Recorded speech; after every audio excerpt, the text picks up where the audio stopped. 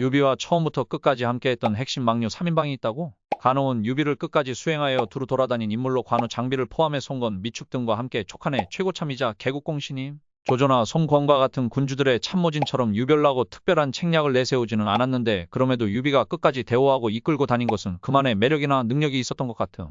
송건은 유비의 충실한 사자이자 외교관으로 알려져 있는 인물임. 송건은 유비가 서주에서 조조에게 패퇴하여 원소에게 의탁할 때와 이후에 형조의 유표에게로 갈 때 모두 사신으로 파견되어 그 일을 성취해냈음. 유비의 스폰서 미축은 동해군의 엄청난 부호로 미축의 조상 대대로 재산을 늘려 하인과 노비가 무려 1만 명이었다고 함. 미축은 유비에게 자신의 누이를 부인으로 드리고 노객 2,000명과 금과 은 등 재물을 바쳐 군자금으로 삼도록 도왔음. 미축은 온화한 용모에 도노하고 고상한 인물이었지만 미축이 딱히 어디를 통솔하거나 다스린 적은 없었음. 후에 미방으로 인해 관우가 죽음을 당했을 때도 유비는 미축을 타일러 형제의 죄가 서로 미치지 않게 했고 처음과 같이 대우했다고 함.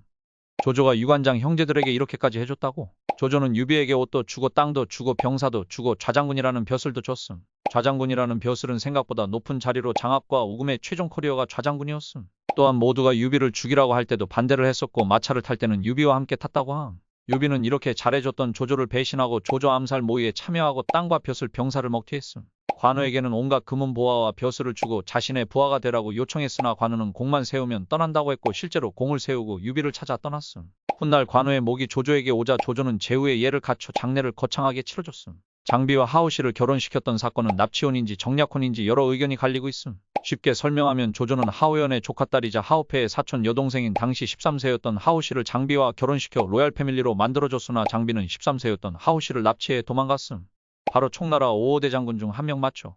삼국지연의에서는 아버지 마등을 죽인 조조에게 복수를 맹세한 효자로 나오는데 정사에서는 반대로 아버지가 조조 밑에 있었는데 반기를 들어 일족을 몰살로 이끌었음. 사실 페르나인 것 제외하고도 연의에서 항상 위풍당당하고 패기 넘치던 금마초와는 반대로 정사 속의 마초는 어느 시점부터 짠내나는 인간이 되었음. 조조한테 패배하고 자기 눈앞에서 처자식이 죽은 뒤로 완전히 멘탈이 터져버렸는지 한중으로 도망친 이후 마초는 예전의 당당한 모습을 찾아볼 수 없는 인물이 되었음. 장로 휘하에 있을 때는 장로가 마초의 용맹과 명성에 반해 마초를 자신의 딸이랑 혼인시키려고 했지만 주변에서 마초는 페르나인데 어찌 남을 사랑하겠냐면서 반대했다고 함.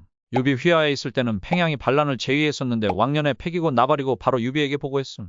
마지막 유언까지 짠내나는데 본인 혈족이 다 죽고 마대 정도만 남았으니 제발 제사가 이어지도록 해달라며 부탁했는데 세상을 호령했던 맹장이 마지막에는 가문의 존속만을 빌었다는 게 처량하게 느껴짐.